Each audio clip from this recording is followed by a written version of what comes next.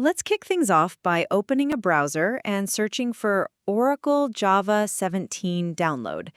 Head over to the first couple of results and select Java SE 17 and earlier. That brings us straight to the Oracle Downloads page where we can spot our Mac OS options. Uname-M.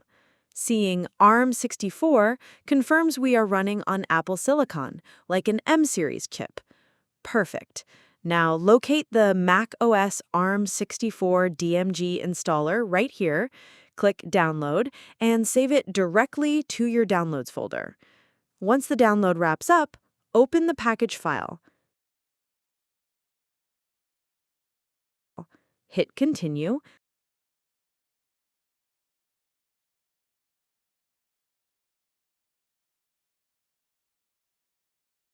Then Install.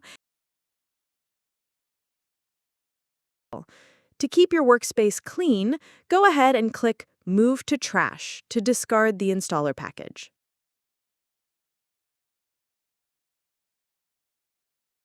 Reopen Terminal, type java-version, and there it is. Java 17.0.12 is up and running. You're all set.